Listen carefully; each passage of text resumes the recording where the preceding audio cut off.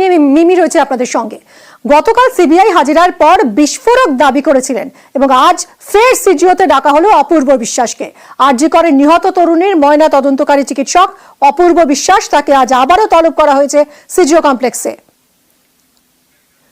সরাসরি কথা বলবো অনুপ আমাদের প্রতিনিধির সঙ্গে। অনুপ, অপূর্ব বিশ্বাসকে আজ আবারও সিজিও কমপ্লেক্সে তলব করা হলো কি কারণে? মানে গতকাল যেখানে শেষ করা হয়েছিল সেখান থেকে কি আজ আবারও শুরু হচ্ছে?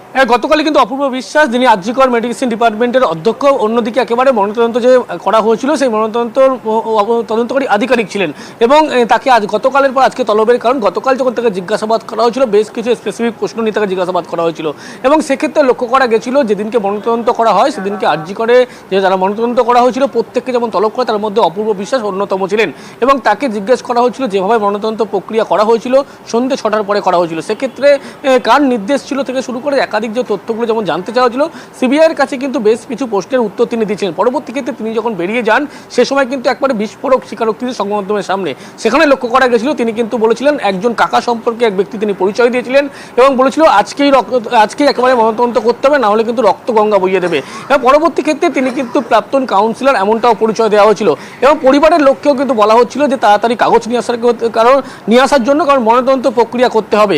এই যে গতকাল যে জিজ্ঞাসাবাদ সেই জিজ্ঞাসাবাদে সেই ব্যক্তি মূলত যে বারবার এই চাপ দিয়েছিল কাকা পরিচয়ে প্রাক্তন যিনি কাউন্সিলর বলা হচ্ছে তার কি ভূমিকা ছিল এবং কিভাবে তাকে বারবার চাপ দেওয়া ছিল, অর্থাৎ সিবিআইয়ের পক্ষ থেকে মনে করা হয়েছিল এই ময়নাতদন্ত প্রক্রিয়া শেষ করার জন্য যত তাড়াতাড়ি সম্ভব একেবারে সমস্ত রকম ব্যবস্থা করা হয়েছিল। এক্ষেত্রে কে চাপ দিয়েছিল, সন্দীপ ঘোষের কি ভূমিকা ছিল, এই সমস্ত প্রশ্নের তোমার কাছে গতকাল কি দাবি করেছিলেন অপূর্ব বিশ্বাস শুনুন। পোস্টমর্টম করার জন্য মেয়ের কাকা পরিচয় একজন ছিল যে বলেছিল ওই দিনকে পোস্টমর্টম না হলে রক্ত গঙ্গা বইয়ে দেবে। বাড়ির লোককে বলেছিল তাড়াতাড়ি করতে, পেপার আসাতে দেরি হওয়ার জন্য পোস্টমর্টম একটু দেরি হয়েছিল। বাড়ির লোক থেকে প্রেসার করা হয়েছিল ওই দিন পিএম না হলে রক্ত গঙ্গা বয়ে যাবে। এক্স কাউন্সিলর বলে একজন কেউ ছিলেন, নাম বলতে পারবো না।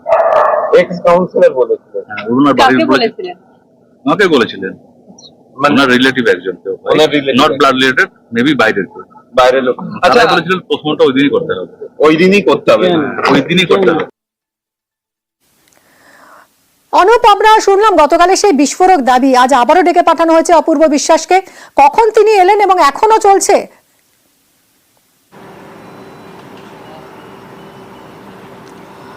একেবারে কিছুক্ষণ আগে কিন্তু তিনি একেবারে সিজিও কমপ্লেক্সের সিবিআই দপ্তর, সেই দপ্তরে অপূর্ব বিশ্বাস যেমন তিনি এসেছেন তাকে কিন্তু জিজ্ঞাসাবাদ প্রক্রিয়া শুরু করা হয়েছে।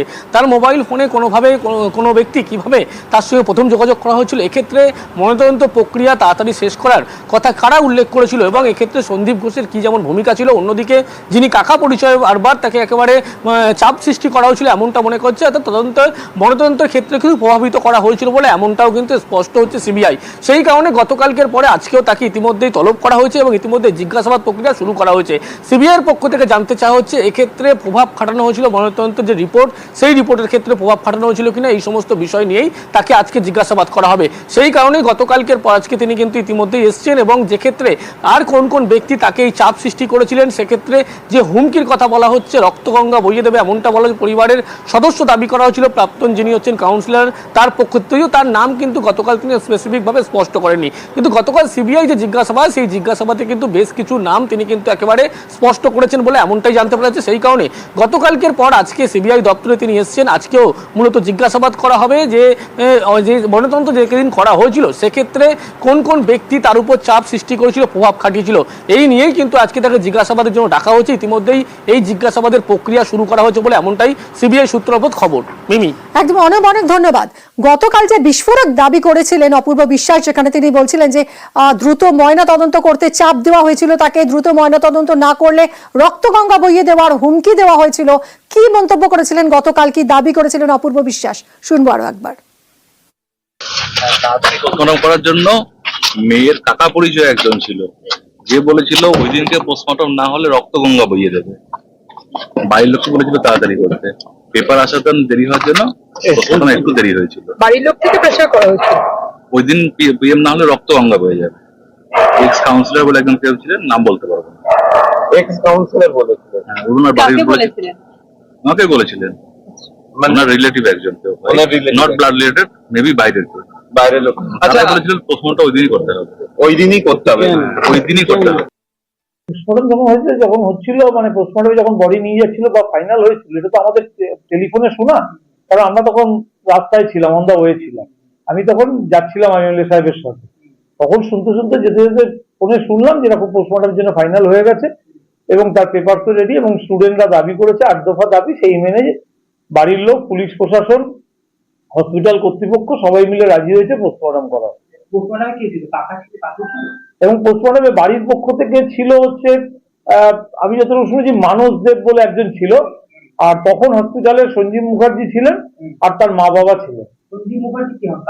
সঞ্জীব মুখার্জি পাশের বাড়ি, এবং কাকু বলে ডাকে, কাকু হিসাবে, এবং এক্স কাউন্সিলর তিনি ওই ওয়ার্ডে। উনি কি বলেছিলেন যে মানে আপনাকে ফোনটা উনি ওনার তরফ থেকে কোন ফোনটা? সঞ্জীব মুখার্জি তরফ থেকে পোস্টমর্টম কি হয়ে গেছে? না, হয়ে যায় বলেনি, ওই বলেছে যে 8 দফা দাবি মেনে পোস্টমর্টম, স্টুডেন্টদের 8 দফা দাবি মেনে পোস্টমর্টম ফাইনাল হয়েছে, এবং সেটা পোস্টমর্টমে বডি যায়। উনি কি মানে এর আগে সিপিএম এর কোনো নেতা বা কাউন্সিলর ছিলেন? হ্যাঁ, উনি 2008 থেকে 13 সিপিএম এর কাউন্সিলর ছিলেন। সঞ্জীব ঘটনায় নয়া টার্ন, নিশানায় কোন কাউন্সিলর, কাকু পরিচয়ে কার মাতব্বরি? একজন প্রাক্তন কাউন্সিলর, তিনি বলছেন অন্যের কথা। আপনাদের শোনালাম সেই কাউন্সিলরের বক্তব্য। চক্রান্তের অভিযোগ প্রাক্তন কাউন্সিলরের। ভাইরাল অডিওর ঘটনায় নির্দোষ বলে দাবি করেছেন তিনি। আইনি পদক্ষেপের বার্তা দিয়েছেন সঞ্জীব মুখোপাধ্যায়।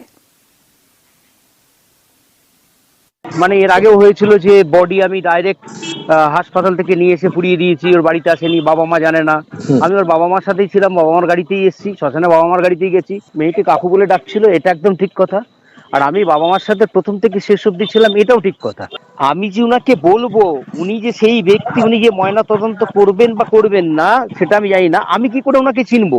তার থেকে বড় কথা, আমি কি পলিসি মেকার নাকি যে আজকেই রাতে করতে হবে? উনাকে ধমকি দিলে কি বলে ময়না তদন্তটা আজকেই হয়ে যাবে, তার জন্য সেই স্পেশাল পুলিশ পারমিশন সেটাও হয়ে যাবে।